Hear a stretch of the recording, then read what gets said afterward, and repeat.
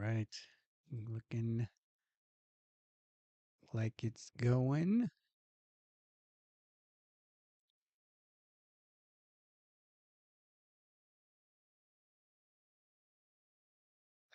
So, if you're not able to hear me, please let me know just so that we can remedy that as soon as possible.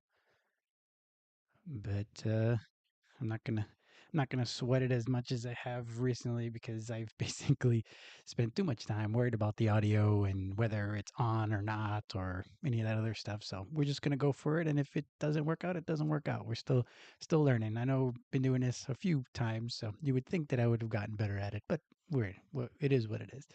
Anyway, so welcome to the Orlando Magic Nation, your source for all things Orlando Magic on YouTube. For Magic fans, by a Magic fan. I'm Edwin Valentine, and I want to thank you very much for clicking on this live stream and spending a little bit of time talking Magic with me. So, the big news of the last couple days, other than the big victory in our opener against the Miami Heat, 125-121, is the next day when you're supposed to be, looking at your achievements and maybe going over film so you can get better. All of a sudden, the Magic very loosely are implicated in the gambling indictments that came out yesterday. So Terry Rozier was on the Miami Heat as of a couple days ago, and all of a sudden he got arrested in Orlando. So a little bit of backstory on it, if you haven't been keeping up, is that for the last couple of years, it seems that Terry Rozier has been implicated in a gambling situation, let's say. I'm obviously not a lawyer and I don't know too much about it, in that other than that he has basically not really played the last few years but still been employed by the Miami Heat. So when this happened, now he when the news came out yesterday, and then Chauncey Billups was included and a former player, Damon Jones, was included, it ended up being a much bigger story because a sitting head coach ended up getting arrested as well. Now, the Terry Rozier part of it is, it seems that there was a couple times where he basically knew he wasn't going to be playing, so he told someone to that he wasn't going to play, or he was going to hit the under. So then that was all bet on. Now, what the Magic part of it is at the end of the 2022-2023 season, the Magic, once they were eliminated from contention, you might remember that season started off really poorly because of a bunch of injuries, and then they made a furious run at the end to try to make that 10th seed to make the play-in game, but in the end, it didn't happen. So the game after that, they were playing against Cleveland, and Cleveland had already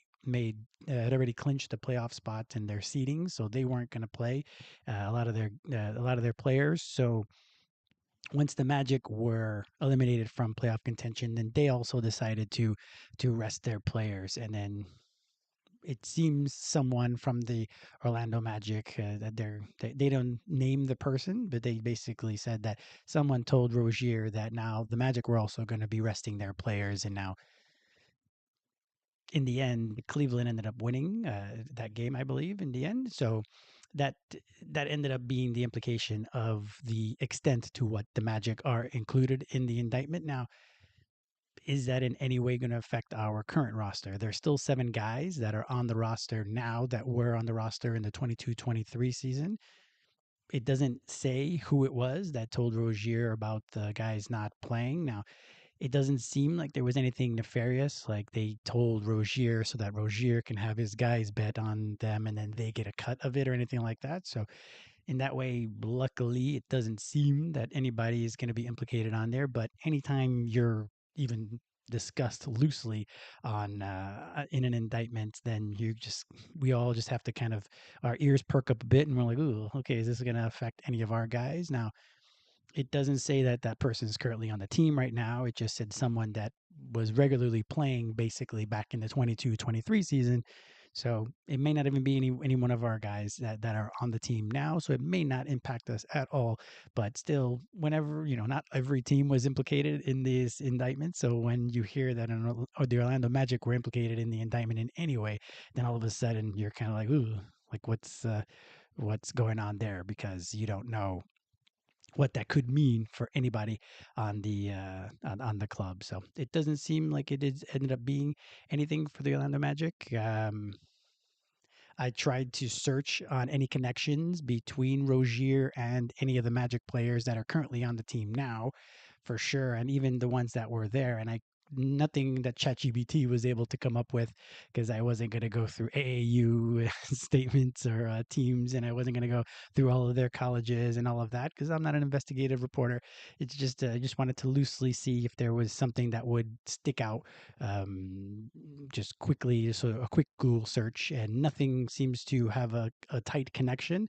Rozier is a little bit older than a lot of our guys, so it's not like he played with any of the guys in college or he's on any of the AAU teams or anything like that. He's a bit older, so in that way he's not definitely at least touching Paolo or Wendell or any of those guys that would have been in the AAU system. So in that way, it seems that we're okay. But you know, if again, being even tangentially even connected to the indictment is obviously something that your ears are going to perk up and be like, oh, okay, are we going to, is anything going to come out of it? But at this point, doesn't seem like anything or anybody was really connected to him. It's not like he's part of the Duke Brotherhood because he went to Louisville for college. So it's not like he knows Paolo that way or knows Wendell that way or Tyus that way.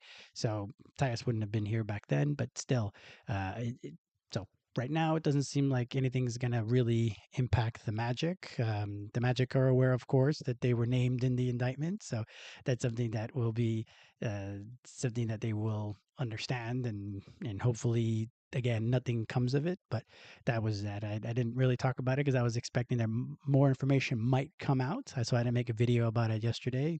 At this point, nothing further has come out. So if something does, then I'll make a video and I'll talk about it a little bit because doing all things Magic, so even the good and the bad. Now back to the on court. Last game, as you saw, 125 points. We wondered if the preseason was an aberration and if the Magic were going to continue to be a high scoring team all of a sudden. Not all of a sudden, but it just very different than what they were last year. So in the end, it seems that that was the case, that they definitely were a much more fast paced offense. Um, we scored 125 points. That's something that the Magic only did very few times last year, and I'm sure that was in overtime.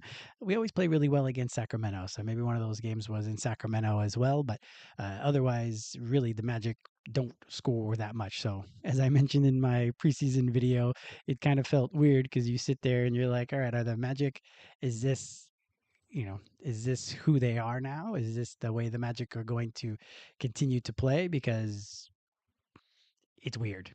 Just because you're so used to the way the Magic have always played. They've always played in such a manner where they're very much methodical and very slow paced, and it's not always the necessarily the most exciting all the time on offense. But now they're pushing the ball, they're hitting threes. In my preseason predictions, I said that they're going to shoot 37% from three this year, and they shot 38% in the last game. So hopefully we are able to stay within that range because, as we saw last year, if the Magic hit threes, the Magic are going to win.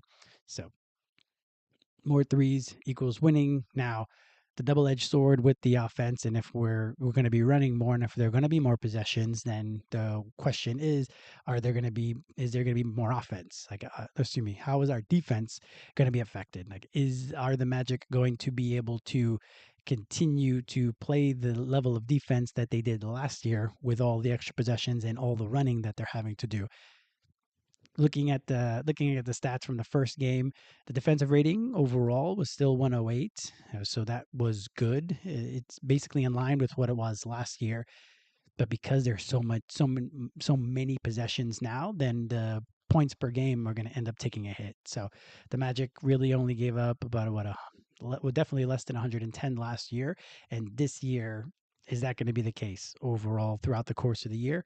I think they should be able to do so, and Miami did a bunch of really cool things during the game to be able to free up some of their guys, but they also changed up their offense and they weren't playing the traditional pick and rolls as much as they had been in the past. So that's something that the Magic maybe weren't ready for, even after playing them a couple times in the preseason. So in the end, who knows if the Magic are going to be able to continue to have that defensive intensity, and I think that's going to be the interesting thing to see in this game tonight. Are the Hawks going to be able to puncture the Magic defense as often as the Miami Heat did? Because the Hawks are going to be a little injured in this game, so they aren't going to have Porzingis in this game. They're not going to have Shea in this game, so they're going to likely play smaller. So we'll see if that's going to either play into the new Magic offense and that they're going to play faster. If both teams are just going back and forth, back and forth, I think that might end up helping the Magic overall. But are there is that going to be the way it is, or are the Magic just going to be able to stifle them because of our size and our ability to switch and our abilities to keep our feet? Will the points per game continue to stay at a 115 to 120 for the Magic? We hope that the offense is able to continue to be at about 120, 125 points a game, but is it, you know, is it going to be a double-edged sword all season? And is this just something that we have to get accustomed to? Like I said, it just felt very jarring. And after the preseason, I mentioned how weird it is that all of a sudden the Magic are just scoring like left and right, and it seems almost easy for them to score. Now, the only thing that they really need to bring back and not do as often is constantly turning the ball over. Now, if the Magic are able to not turn the ball over, then I think that they'll be able to have even um, better offense, better flow, better more shots at the basket. So they already scored 125 points and they turned the ball over 15 times in the last game. So if they're able to somehow keep it to about 10 a game, how many points are the Magic going to be able to score? And another thing about the turnovers is, especially if they're live ball turnovers, like it happened a few times in last game. After you do a live ball turnover, then it's harder to stop the other team, especially if they're fast breaking. So you're just giving away points. So 15 points, I think, led to 27 points, 15 turnovers for the Magic last year, I believe, last game, I believe, led to 27 points for the Miami Heat, and we had to like fight and claw our way through that victory last game. So if we're able to trim down on the turnovers, then likely we're going to be able to do a better job of keeping the other team scoring down and have an even better defensive rating, even though it wasn't so bad. But when you're still watching the game and you're seeing the way they're able to score pretty much at will, especially from three in that first quarter, I think that was definitely a an eye opening experience, especially for first quarter. 39 to 38 is what the first quarter score was for Miami and Orlando. It was the highest first quarter of our 140 plus games against Miami. So it was definitely a different experience and not one that we were really looking and expecting from both teams. Maybe from the Magic, we were hoping it, but definitely not from Miami, especially without Tyler Hero. But in the end, that's that, and hopefully the offense can continue to run smoothly as long as we cut down on the turnovers and we continue to shoot as well as we did. But pushing the ball is really step one and really the only thing that we need to be focusing on the most. Now, Jalen was a surprise start. I think the first game we knew Jalen was going to be available, but I don't think anybody really expected him to start. And maybe people did, but and even then we do get the reports, but I don't know. It was a bit of a surprise for him to start and then for him to come out with as reckless abandon as he always does. Now, again, that is something that he does, and that's just the way Jalen is, and that's what we expect from him. So hopefully he's able to continue to strengthen all the parts that he needs to strengthen, especially in the knee area, so that he's able to continue to play with that reckless abandon and be able to have availability throughout the entire season, especially going into the playoffs. Like if he has to take an injury, knock on wood, he doesn't have to take an injury. But if he does get injured throughout the course of the season, hopefully it's not a season ender, especially because we're looking to have that tenacity, that defensive impact that he has, and that's what happened last game, as we saw in the fourth quarter with the Magic down by 8, as they were down for at different points in the fourth quarter, and Jalen came in, and Jalen had a couple really key impact, defensive impact possessions. So that's something that we need. He's our heart. He's the heart of the team. So he's the heartbeat. He's the one that drums everybody. He's the one that got everybody in the crowd excited. Like that's Jalen, and that's why we love him so much. And hopefully we're able to harness all that, and he's able to play a little bit more in control when he's passing the ball, and he's able to orchestrate the offense. I think that's something that we're hoping the most from Jalen is for him to be able to harness all that power, all that energy, all that tenacity, and we're able to bottle it all up to an extent when he's on offense, so that he can distribute and orchestrate the offense, and then unleash all of that on the defensive end, because that energy, that continued attention, and that continued pressure that he puts on defensively is just monumental for this team, and that's exactly what we need, and that's how we can continue to stack wins and stack games and stack possessions, as was talked about all throughout the preseason. So how is he going to feel after playing as much as he did? He didn't play that much in the first game. He played 15 minutes or so, or I think it was 16, 17 minutes in the end. So we'll see if he's able to have a good recovery day yesterday.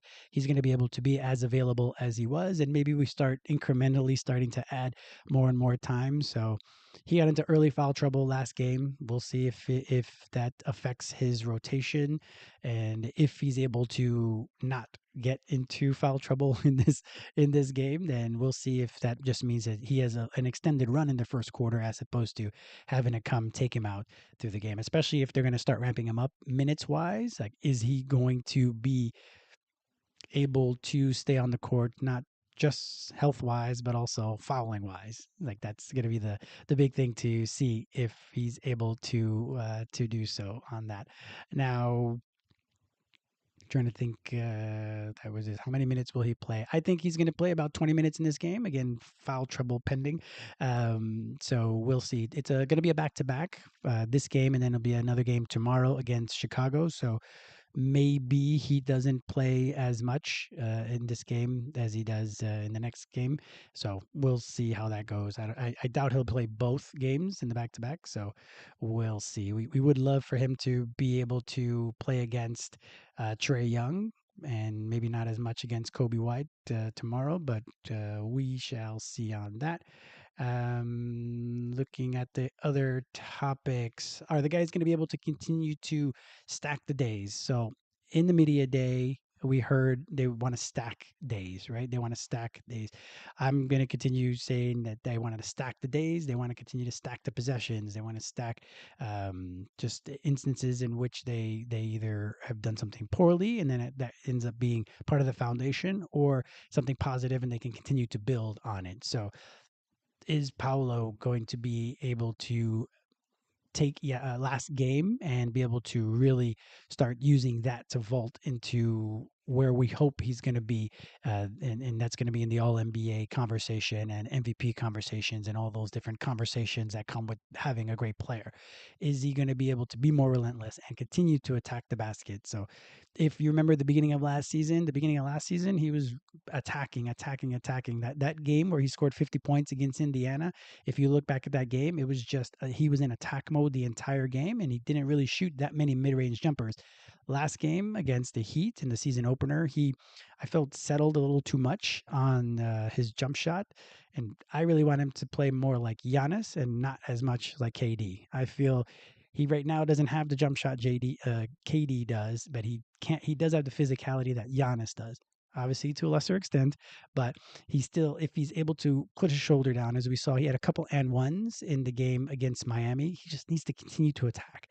The more he attacks, the better it is for the entire team, because then he can collapse the defense and either hit one of the shooters in the outside, or he will still be able to have an opportunity to get his own rebound and put it back up, or allow Wendell or Goga, whoever is playing with him, to get an offensive rebound, because so many guys are going to draw attention to him that it's going to be an easier rebound for one of our bigs. So that's why he has to continue to stack wins, or to stack days, and to stack possessions. So let's see if that's what's going to happen for Paulo. Is Franz going to continue to be selective? He did a pretty good job, I feel, in being selective with his 3-point shots last game, at least in the beginning of the game. A little later on, it felt like he reverted a bit to his old ways, and he ended up shooting a couple threes that we're early in the shot clock and we're not in within the flow of the offense. So we'll see if that's something that they're able to do throughout the course of the game. And is Franz going to be the Team Germany Franz, in that he's the one that is like the pace car basically. He's the one that is making sure that the Magic are getting out to a lead or at least staying in the game in the first half, and then someone else ends up being the closer. In Eurobasket, it was Schroeder that would end up being the closer. Franz would score 15 to 20 points in the first half, and then maybe only a handful in the second half. So we'll see if he's able to put two halves together in this game, especially him and Paolo and Wendell should have an advantage in the middle because Reese Shea is not going to be playing and Porzingis are not going to be playing. So there's going to be the Hawks are going to be a bit shorthanded in this game, especially in the front court. So hopefully our bigs are going to be able to really attack, attack, attack, attack, attack. So let's hope that there's that. And is Desmond going to have another impactful game? I think he's going to be creating space the whole entire game, as we saw with a lot of his shots. He doesn't need a lot of daylight to be able to launch, and it just anytime he has the ball, he has the attention of all the rest of the team as well, of the other team. So eyes are always going to be on him, and that's just going to make life easier for Wendell, who came on in the fourth quarter last game. It's going to make life easier for Jalen. As we saw, Jalen was able to shoot 6 of 7 in that first game because now he's the fourth option. So now he's going to be going against, the fourth or fifth best defender on the other team, and it's just going to make life so much easier for Jalen. So hopefully he can expend less energy on offense and be able to just keep that attack mode on defense, and while continuing to be efficient and scoring.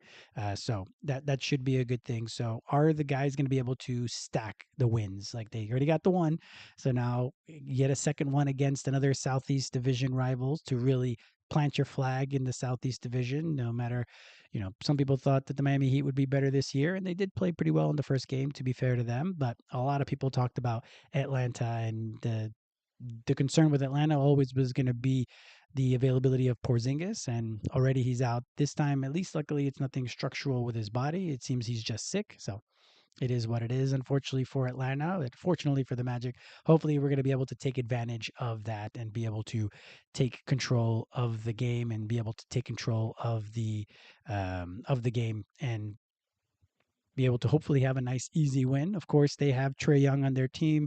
They still have talent on their team with Nikhil Alexander Walker now on their team. So they've added him. They have Luke Kennard.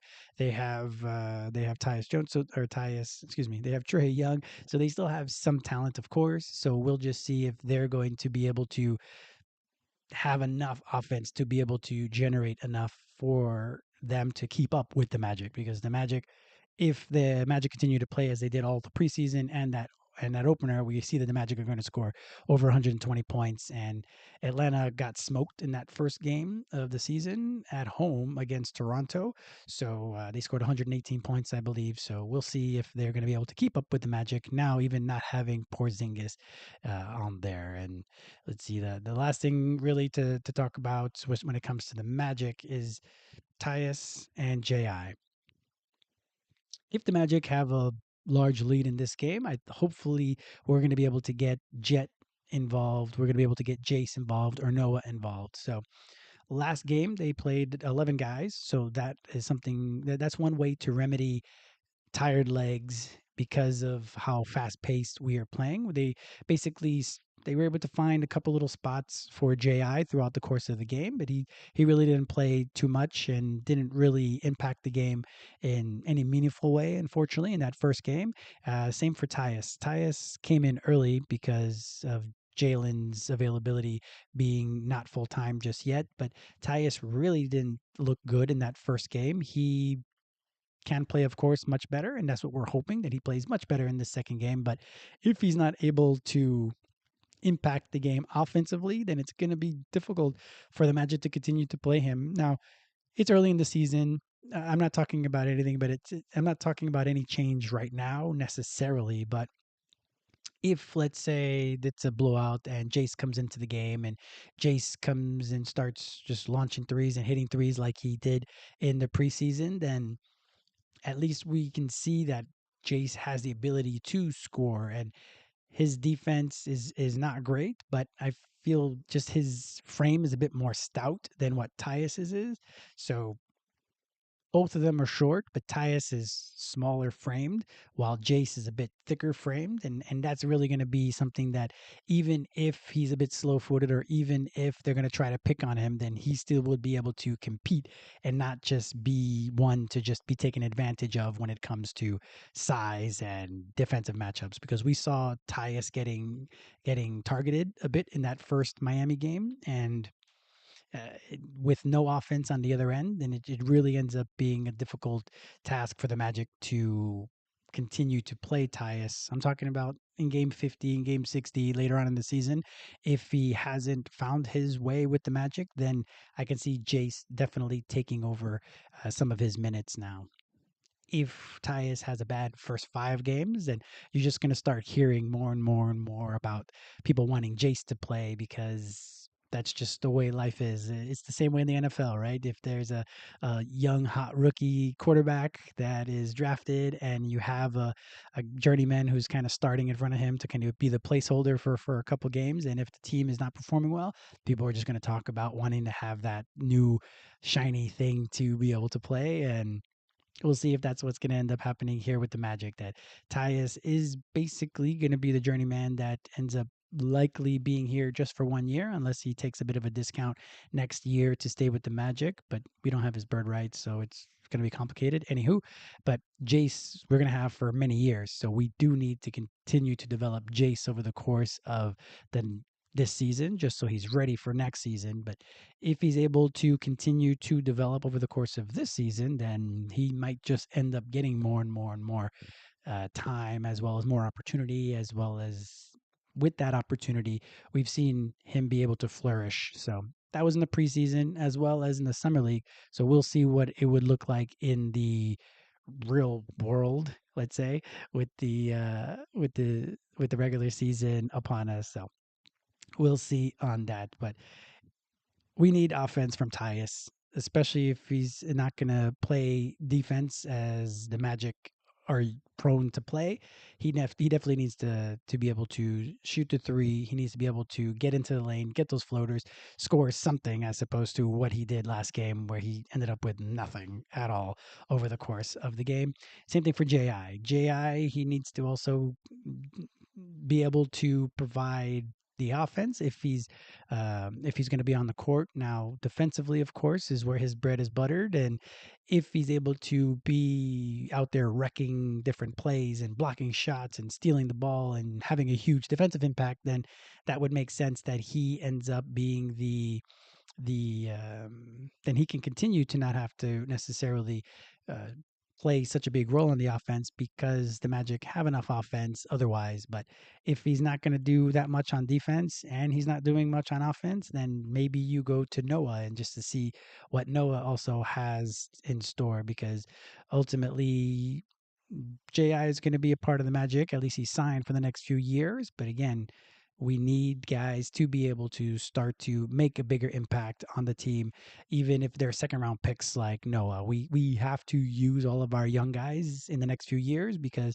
the team is just going to be so expensive, and we really need to develop these guys as much as possible. So we shall see on that as well. And with that, it basically leads us to the end of the pregame. So we'll take a little bit of a break, and we'll be back with the play-by-play commentary for you. So I thank you very much for watching this live stream, and I hope you're having a great day.